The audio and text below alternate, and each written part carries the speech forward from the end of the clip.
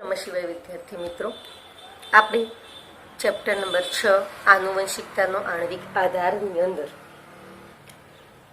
ડીએનએની સંરચના અને ડીએનએ બનાવવા માટે જોવા મળતી પોલીન્યુક્લિયોટાઇડ શૃંખલાની રાસાયણિક સંરચના સમજી ગયા. સાથે સાથે ડીએનએની સંરચનાનો જનનિક સૂચિતાર્થ પણ સ્પષ્ટ કર્યો, એટલે કે શૃંખલાઓનું જોડાણ અને તેના બેઝ ક્રમ વિશેની માહિતી આપણે પ્રાપ્ત કરી.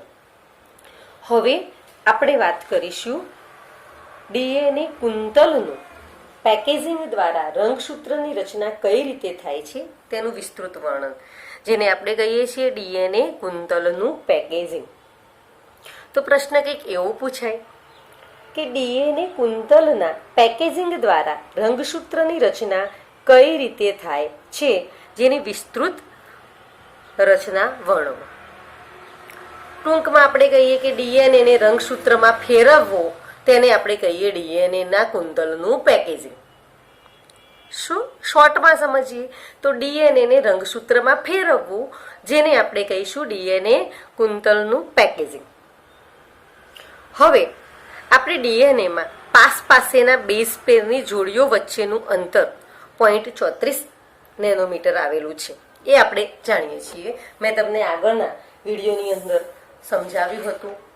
અત્યારે ફરીથી જોઈ લઈએ કે ડીએનએની રચનાની અંદર બે પોલીન્યુક્લિયોટાઇડ શૃંખલાઓ એકબીજાને વિરુદ્ધ એટલે કે પ્રતિ સમાંતર, આ 3:5નો રેશિયો, તો અહીંયા આગળ આ 5:3નો, તો પ્રતિ સમાંતર આવેલી હોય. બંને પર નાઇટ્રોજન બેઝ જે જોડાયેલા છે તે કેવા ઉપસેલા જોવા મળે છે, અને તેમનું એડિનાઇન સાથે હંમેશા થાઇમિન અને ગ્વાનિન સાથે હંમેશા સાઇટોસિસ જોડાયેલું જોવા મળે છે. હવે આ જે ડીએનએ છે તે કુંતલમય રચના ધરાવે છે, અને આ દરેકે દરેક કુંતલની વાત કરીએ તો તેની જે રચના છે, આ કુંતલનું જે પ્રમાણ છે 3.4 નેનોમીટર જોવા મળે છે. મીટરમાં ફેરવીશું તો 3.4 -10⁻⁹ જોવા મળશે. હવે આની અંદર આ એક કુંતલની અંદર લગભગ 10 બેઝ પેર એટલે 10 નાઇટ્રોજન બેઝ જોડાયેલા જોવા મળે છે. એક આ જે કુંતલ છે તેની અંદર 10 નાઇટ્રોજન બેઝ જોવા મળે, અને 2 નાઇટ્રોજન બેઝ વચ્ચેનું એટલે કે આ અને આ બંને વચ્ચેનું જે અંતર છે તે 0.34 એટલે કે 0.34 નેનોમીટર જોવા મળે છે. આટલી રચના આપણે સમજી ગયા હતા. આટલું આપણે જાણીએ છીએ કે ડીએનએની અંદર 2 નાઇટ્રોજન બેઝ પેર એટલે કે 2 નાઇટ્રોજન બેઝ વચ્ચેનું અંતર જે છે તે 0.34 નેનોમીટર જોવા મળે છે. હવે આપણે આ ડીએનએમાં પાસેના બેઝ પેર એટલે કે નાઇટ્રોજન બેઝની જે જોડીઓ છે તેના વચ્ચેનું જે અંતર 0.34 નેનોમીટર થાય છે. હવે આપણે એને મીટરમાં ફેરવીએ તો કેટલું થશે? 0.34 × 10⁻⁹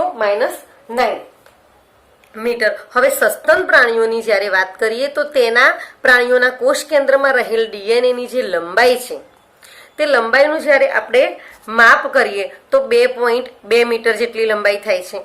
ફરીથી સમજીએ વિદ્યાર્થી મિત્રો કે સસ્તન પ્રાણીઓના કોષ કેન્દ્રમાં ડીએનએની લંબાઈ 2.2 મીટર છે. હવે એ કેવી રીતે? તો સસ્તન સજીવો જે છે તેના ડીએનએની અંદર 2 બેઝ પેર વચ્ચેની જો અંતર આપણે કહીએ તો 6.6 કેટલા નાઇટ્રોજન બેઝ આવેલા છે? તો 6.6 × 10⁹. હવે આપણે સૌથી પહેલા સસ્તન મનુષ્ય પણ સસ્તનમાં આવશે. આપણે સૌથી પહેલા જ્યારે ડીએનએ સમજાવ્યું ત્યારે મેં તમને શું કહ્યું હતું? 3.3 × 10⁹. પણ આ કઈ હતી? એક શૃંખલા. ડીએનએની આ એક શૃંખલાના 2 બેઝ પેર, એક શૃંખલા ઉપર આટલા નાઇટ્રોજન બેઝ આવેલા છે, તો 2 શૃંખલાના થઈને કેટલા થયા? 6.6 × 10⁹. હવે આ ડીએનએની 2 શૃંખલા પાસેની જોડીઓનો ગુણાકાર કરીએ, 2 પાસેની જોડીઓનો ગુણાકાર આપણે જ્યારે કરીએ ત્યારે થશે 6.6 × 10⁹. હવે આપણે તેની લંબાઈ શોધવી હોય તો શું થશે? એ બે નાઇટ્રોજન બેઝ વચ્ચેનું અંતર કેટલું છે? 0.34 × 10⁻⁹ ગુણ્યા એની સાથે આને ગુણી દઈશું 10⁻⁹. 10 આ બંને ઉડી જશે, જે વધશે તો લગભગ 2.2 સમથિંગ આવે, પણ આપણે ગણીએ છીએ 2.2 મીટર જેટલી ડીએનએની લંબાઈ જોવા મળે છે. આ કેવી રીતે આવ્યું એ મેં તમને સમજાવ્યું. તમે સિમ્પલ ભાષામાં લખી શકો કે સસ્તન પ્રાણીઓના કોષ કેન્દ્રમાં રહેલ ડીએનએની જે લંબાઈ છે તે 2.2 મીટર જેટલી છે. કેમ? તો તમને કેમ આપણે એનસીઆરટીની બુક પ્રમાણે આ રીતે થશે ફરજિયાત જાણવું જરૂરી છે, કારણ કે નીટની પરીક્ષા આપવાની છે. તો આવું કેમ થયું તે પણ જાણવું જરૂરી છે, માટે આપણે આ મુદ્દો યાદ રાખવાનો. હવે આપણે વાત કરીએ કે લાક્ષણિક કોષ કેન્દ્રની જે લંબાઈ છે તે લાક્ષણિક કોષ કેન્દ્રની લંબાઈ 10⁻6 મીટર 6 ઘાત આવેલી છે. તો હવે આ જે લંબાઈ જે છે જે ડીએનએની સાપેક્ષે ઘણી નાની છે. તો આપણને એમ થાય તો પછી ડીએનએ આની અંદર કેવી રીતે જોવા મળે? તો આ જ ગણીએ કે આ કોષ કેન્દ્ર છે, તેની અંદર રંગસૂત્ર દ્રવ્ય એટલે કે ડીએનએ છે તે એકદમ ગૂંચળામય રીતે કોષ કેન્દ્રની અંદર ગોઠવાયેલું જોવા મળે છે. આપણે તેને અલગ પાડી શકતા નથી, અલગ જોઈ શકતા નથી. તો કોષ કેન્દ્રની અંદર આ ડીએનએ ખૂબ જ ગૂંચળામય રીતે ગોઠવાયેલું જોવા મળે છે, અને માટે કોષ કેન્દ્રની લંબાઈ ઓછી હોવા છતાં પણ આ 2.2 મીટર જેટલી છે ડીએનએની લંબાઈ, અને આ છે 10⁻6 ઘાત મીટર. તો આ ઓછી લંબાઈ હોવા છતાં પણ ડીએનએ તેની અંદર સમાયેલું જોવા મળે છે. હવે આપણે વાત કરીએ ઇકોલાઈ બેક્ટેરિયાના ડીએનએની લંબાઈની. તો ઇકોલાઈ બેક્ટેરિયાના ડીએનએની લંબાઈ 1.36 નેનોમીટર છે. હવે 1.36 નેનોમીટર છે તો તેમાં બેઝ પેરની સંખ્યા કેટલી? જો એવો પ્રશ્ન, એક ટૂંકો પ્રશ્ન આપણને એવો પૂછાય તો તેના બેઝ પેર એટલે કે તેની અંદર નાઇટ્રોજન બેઝની સંખ્યા કેટલી, જો તે સમજવું હોય. નાઇટ્રોજન બેઝની સંખ્યા છે 4 × 10⁶ ઘાત. બરાબર. ઇકોલાઈ બેક્ટેરિયાની અંદર આટલા નાઇટ્રોજન પણ આવું કેવી રીતે આવ્યું? તો આ 1.36 નેનોમીટર છે તેને આપણે મીટરમાં ફેરવ્યા. તેની સાથે આપણે જાણીએ છીએ કે બે નાઇટ્રોજન બેઝ વચ્ચેનું અંતર કેટલું છે, તો અંતર વડે ભાગી નાખીએ, જે આવે તે થયું તેની અંદર જોવા મળતી નાઇટ્રોજન બેઝની સંખ્યા. આ ઇકોલાઈ બેક્ટેરિયાની જગ્યાએ કોઈ બીજાની આપણને ડીએનએની લંબાઈ આપે તો તેની અંદર રહેલા બેઝ પેરની સંખ્યા આપણે આ સૂત્ર દ્વારા શોધી શકીએ. આ ટૂંકા પ્રશ્ન માટે જરૂરી છે. હવે આપણે વાત કરીએ કે ઇકોલાઈ જે બેક્ટેરિયા છે તે બેક્ટેરિયા આદિકોષ કેન્દ્રીય સજીવો છે, અને આ આદિકોષ કેન્દ્રીય સજીવોની અંદર સુવિકસિત કોષ કેન્દ્ર જોવા મળતું નથી. આપણે એવું કહ્યું કે ડીએનએ જે છે તે કોષ કેન્દ્રની અંદર ગૂંચળામય રીતે ગોઠવાયેલું જોવા મળે છે. આગળ આપણે એવું સમજ્યા કે ગૂંચળામય, પરંતુ અહીંયા તો ઇકોલાઈ જે બેક્ટેરિયા છે તેની અંદર તો કોષ કેન્દ્ર સુવિકસિત છે જ નહીં, એટલે કે તેના કોષ કેન્દ્ર ને પટલ છે જ નહીં. પટલમય અંગિકાઓની ગેરહાજરી, આદિકોષ કેન્દ્રીય સજીવોની અંદર પટલમય અંગિકાઓની ગેરહાજરી જોવા મળે છે, એટલે કે કોષ કેન્દ્ર પટલનો અભાવ જોવા મળે છે. છતાં પણ ડીએનએ તેના કોષમાં સંપૂર્ણ ફેલાયેલું, એટલે કે આખા કોષની, આપણે આ જાણીએ કે આ ઇકોલાઈ બેક્ટેરિયાનો કોષ છે. ઇકોલાઈ બેક્ટેરિયાનો કોષ એક કોષી સજીવ છે, આદિકોષીય સજીવો છે. તો આ આખો ઇકોલાઈ બેક્ટેરિયા છે, પરંતુ તેના આવા એક ચોક્કસ એરિયાની અંદર જ આપણને ડીએનએ જોવા મળે છે. એવું કેમ થાય છે? તો એટલે કે ડીએનએ સંપૂર્ણ આખા, આમ તો ગૂંચળામય રીતે આખામાં વટળાઈ જવું જોઈએ, પણ એવું થતું નથી. એક જગ્યામાં એક ચોક્કસ ભાગની અંદર જોવા મળે છે, કારણ કે ડીએનએ એ ઋણ વીજભારિત છે, જે ધન વીજભારિત પ્રોટીન સાથે જોડાઈ એક સ્થાને ગોઠવાય છે. એટલે કે કોષમાં આવેલા ધન વીજભારિત પ્રોટીન સાથે જોડાઈ અને ડીએનએ એક જ સ્થાને ગોઠવાય છે, અને આ ગોઠવાય તે સ્થાન તેને આપણે કહીએ છીએ ન્યુક્લિયોઇડ. શું કહીશું? ન્યુક્લિયોઇડ. હવે આ ન્યુક્લિયોઇડમાં ડીએનએ મોટી કડી સ્વરૂપે, એટલે કે આ જે ન્યુક્લિયોઇડ હોય એમાં ડીએનએ મોટી કડીઓ સ્વરૂપે પ્રોટીન વડે જોડાયેલું જોવા મળે છે. ફરીથી સમજી લઈએ ઇકોલાઈ બેક્ટેરિયાની અંદર કેવી રીતે ડીએનએ જોવા મળે છે. તો ઇકોલાઈ બેક્ટેરિયા આપણે જોઈએ કે આદિકોષ કેન્દ્રીય સજીવો છે, એટલે કે પટલમય અંગિકાની ગેરહાજરી, કોષ કેન્દ્ર પટલનો અભાવ હોવા છતાંય તેની અંદર ડીએનએ એક ચોક્કસ એરિયામાં ચોક્કસ ભાગની અંદર જોવા મળે છે, જેને આપણે ન્યુક્લિયોઇડ કહીએ છીએ. એવું કેમ બને છે?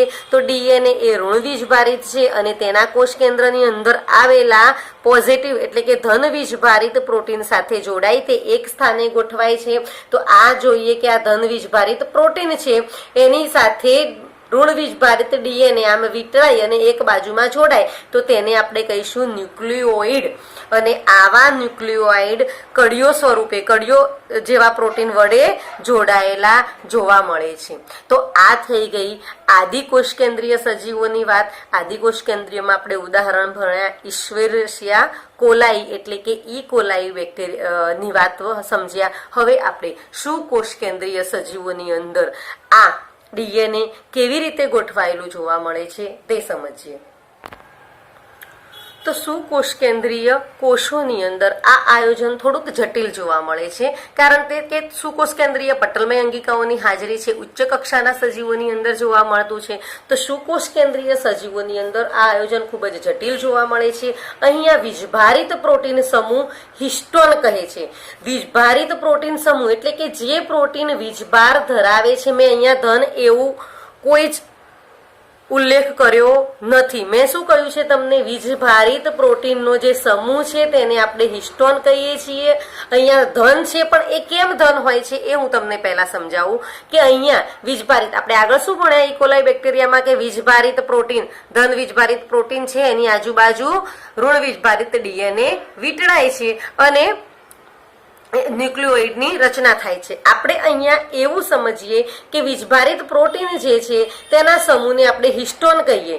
જેની આજુબાજુ ડીએનએ વીંટળાવાનું છે તેને આપણે હિસ્ટોન કહીશું. હવે આ હિસ્ટોન એ કેવા હિસ્ટોન પ્રકારનું પ્રોટીન ધરાવે છે? હવે આ હિસ્ટોન પ્રોટીનમાં પાર્શ્વ શૃંખલા સાથે એમિનો એસિડની બહુલુકતાને આધારે આ પ્રોટીન વીજભાર પ્રાપ્ત કરે છે. તો આ ધન વીજભારિત હિસ્ટોન છે કે ઋણ વીજભારિત હિસ્ટોન એ શેના આધારે નક્કી થાય છે? તો એમિનો એસિડની બહુલુકતાને કારણે. વિદ્યાર્થી મિત્રો, આપણે સારી રીતે જાણીએ છીએ કે પ્રોટીનની રચના ઘણા બધા એમિનો એસિડના જોડાવાથી પ્રોટીનની રચના બને છે. એટલે કે એમિનો એસિડ 1, 2, 3 આમ શૃંખલામય રીતે જોડાયેલા જોવા મળે છે અને તેને આધારે પ્રોટીનની રચના થાય છે. તો જ્યારે હિસ્ટોન પ્રોટીન બને છે ત્યારે હિસ્ટોન પ્રોટીનની પાર્શ્વ શૃંખલા, પ્રોટીનના ઘણા બધા પ્રકાર છે, આપણે જાણીએ છીએ અલગ અલગ પ્રકારના પ્રોટીન આપણા શરીરની અંદર આવેલા છે. તો જ્યારે આ હિસ્ટોન પ્રોટીનની રચના થાય છે ત્યારે હિસ્ટોન પ્રોટીનની પાર્શ્વીય શૃંખલાઓ, પાછળની જે શૃંખલાઓ છે તેની પર જે પ્રકારનો એમિનો એસિડ જોવા મળશે, બહુલુકતા જે પ્રમાણેના એમિનો એસિડની માત્રા વધારે હશે તેને આધારે વીજભાર પ્રાપ્ત થાય છે. એટલે કે ઋણ વીજભારિત હશે તો હિસ્ટોન ઋણ વીજભારિત બનશે અને ધન વીજભારિત હશે તો તે ધન વીજભારિત થશે. એટલે કે જો એમિનો એસિડ ધન વીજભારિત હશે તો પ્રોટીન કેવું થશે? હિસ્ટોન પ્રોટીન ધન વીજભાર ધરાવશે. જ્યારે એમિનો એસિડ ઋણ વીજભારિત હશે તો પ્રોટીન ઋણ વીજભાર, હિસ્ટોન પ્રોટીન જે છે તે ઋણ વીજભાર પ્રાપ્ત કરશે. આમ જો હિસ્ટોન પ્રોટીનમાં પાર્શ્વ શૃંખલામાં આલ્કલીય એમિનો એસિડ જોવા મળે તો તે ધન વીજભાર ધરાવે છે. હવે આપણે એમ કહીએ છીએ કે સસ્તનની અંદર અથવા આપણા જે મનુષ્યના અંદર જોવા મળતા જે હિસ્ટોન પ્રોટીન છે તે ધન વીજભારિત છે. તો એવું કેમ છે? કારણ કે સસ્તનમાં આર્જેનિન અને લાયસિન બંને મુખ્ય આલ્કલીય એમિનો એસિડ આવેલા જોવા મળે છે, જેમની માત્રા વધારે પ્રમાણમાં જોવા મળે છે. ફરીથી વિદ્યાર્થી મિત્રો, કે આપણે હિસ્ટોન ધન વીજભારિત કેમ લખી દીધું છે? તો કારણ કે હિસ્ટોન જે છે તે ધન વીજભાર એટલા માટે ધરાવે છે કે સસ્તન, આપણે મનુષ્ય સસ્તનમાં આવીએ છીએ તો સસ્તનની અંદર આર્જેનિન અને લાયસિન જેવા આલ્કલીય એમિનો એસિડનું પ્રમાણ વધારે જોવા મળે છે અને તેને જ કારણે હિસ્ટોન પ્રોટીન ધન વીજભાર ધરાવે છે. તો અહીંયા સુધી તમે હિસ્ટોન કેમ ધન વીજભાર ધરાવે છે તે સમજી ગયા. ફરીથી રિપીટ કરીએ કે સુકોષ કેન્દ્રીય કોષોની અંદર આયોજન જટિલ જોવા મળે છે. જે પ્રોટીન વીજભાર ધરાવે છે તેને આપણે હિસ્ટોન પ્રોટીન કહીએ છીએ અને આ હિસ્ટોનિક પ્રોટીન તેના પાર્શ્વ શૃંખલા સાથેના એમિનો એસિડની બહુલિકતાને આધારે વીજભાર પ્રાપ્ત કરે છે. એમિનો એસિડ શું છે? તો જે પ્રોટીનની રચના કરે છે, પ્રોટીનના નાના એકમોને આપણે એમિનો એસિડ કહીશું અને આ એમિનો એસિડ જે પ્રકારનો વીજભાર ધરાવતા હશે એ પ્રકારનું જ વીજભાર હિસ્ટોન પ્રોટીન ધરાવશે, પણ ક્યાં? તેની પાર્શ્વ શૃંખલાની વાત છે, પાછળની શૃંખલાઓની વાત છે. આમ સસ્તનની અંદર લાઇસિન અને આર્જિનિન નામના આલ્કલીય એમિનો એસિડની માત્રા વધારે હોવાને કારણે સસ્તનમાં હિસ્ટોન પ્રોટીન ધન વીજભાર ધરાવે છે. હવે આપણે વાત કરીએ હિસ્ટોન પ્રોટીનની રચના કેવી રીતે થાય. તો હિસ્ટોન પ્રોટીનની રચના માટે 8 અણુઓ સંગઠિત થાય, અને આવા 8 અણુઓ સંગઠિત થાય એટલે હિસ્ટોન ઓક્ટોમરની રચના થાય, જેને આપણે હિસ્ટોન ઓક્ટોબર કહીશું. તો હિસ્ટોન પ્રોટીનની રચના, તો હિસ્ટોન પ્રોટીન અહીંયા 4 અણુઓ મેં તમને દોરેલા દેખાય છે, H2A, H2B, H4A, H3.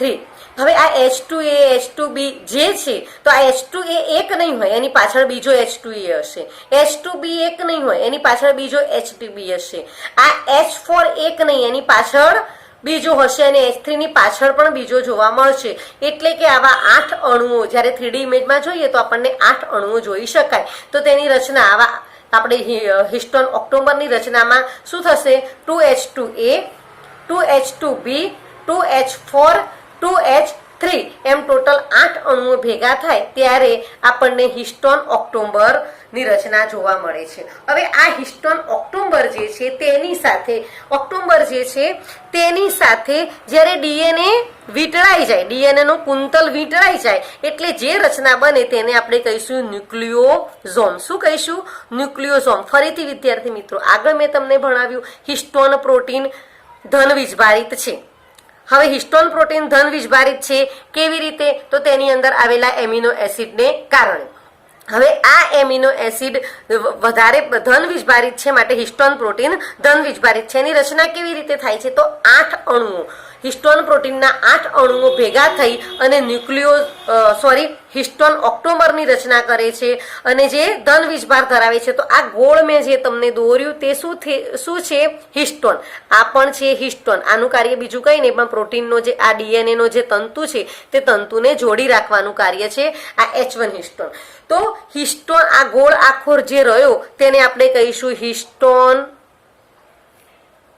કેવા પ્રકારનો હિસ્ટોન? તો આ જે 8 અણુઓ ભેગા થઈને બન્યો તે કયો? આ 8 અણુ ભેગા થઈને બન્યો તેને આપણે હિસ્ટોન કહીશું. હવે આ હિસ્ટોન પર ડીએનએ નો, આ ધન વીજભારિત છે, જ્યારે ઋણ વીજભારિત ડીએનએ નો તંતુ આની આજુબાજુ આમ વીંટળાય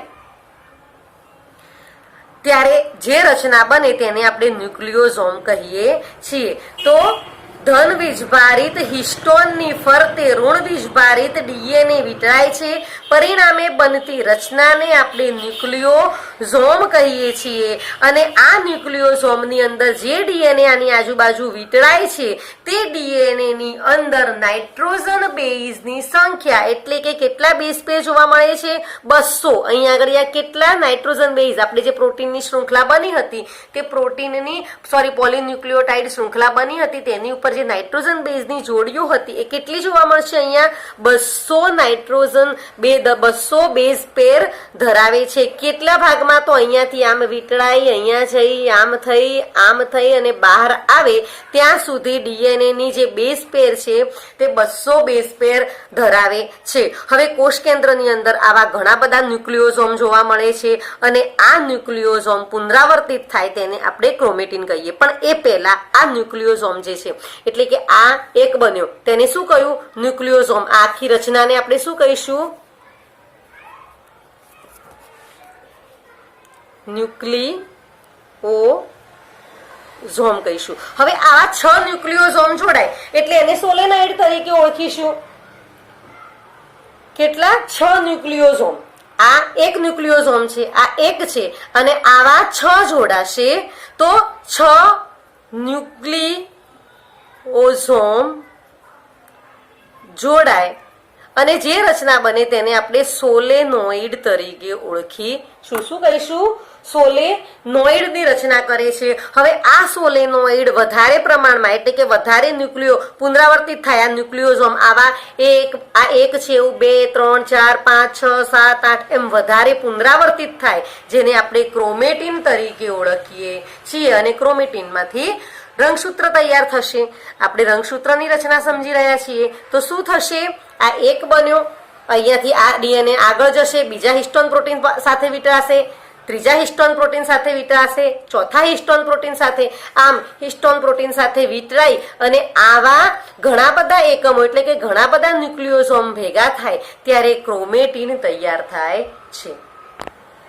આપણે ઇલેક્ટ્રોન માઇક્રોસ્કોપની અંદર જ્યારે આ ક્રોમેટીનને જોઈએ છીએ એટલે કે આ ન્યુક્લિયોસોમને જોઈએ છીએ તો દોરીમાં પરેવેલા મણકા જેવા દેખાય, જેમ કે આ એક ન્યુક્લિયોસોમ છે, બીજું, ત્રીજું, ચોથું, પાંચમું એવા બધા ન્યુક્લિયોસોમ્સ છે અને એ આની આજુબાજુ આ ડીએનએ વીંટળાયો, આગળ વધ્યો, બીજા આજુબાજુ વીંટળાયો, ત્રીજા એમ વીંટળાયો, 6 બન્યા ત્યારે સોલેનોઇડની રચના અને 6 કરતા વધારે થાય એટલે થશે ક્રોમેટીન દ્રવ્ય। તો આપણે જ્યારે ઇલેક્ટ્રોન માઇક્રોસ્કોપમાં જોઈશું તો આવા એક દોરી હોય એની અંદર આપણે મણકા પરોવ્યા હોય એવી રચના આપણે જોઈ શકીએ છીએ। હવે ક્રોમેટીનમાં આવેલા દોરીમાં પરોવેલા મણકા વધુ સંગઠિત થઈ ક્રોમેટીન તંતુની રચના કરશે એટલે કે વધારે સંગઠિત થશે અને ક્રોમેટીન તંતુની રચના થશે અને જે કોષ વિભાજનની ભાજના અવસ્થા દરમિયાન ગુંચરામય અને સંગઠિત થઈ રંગસૂત્રની રચના કરે છે। તો આ જે પરોવેલા મણકા છે આ કેવી રીતે થશે? આમ એકદમ નજીક નજીક દોરીમાં પરોવેલા ગુચરા જેવા થશે અને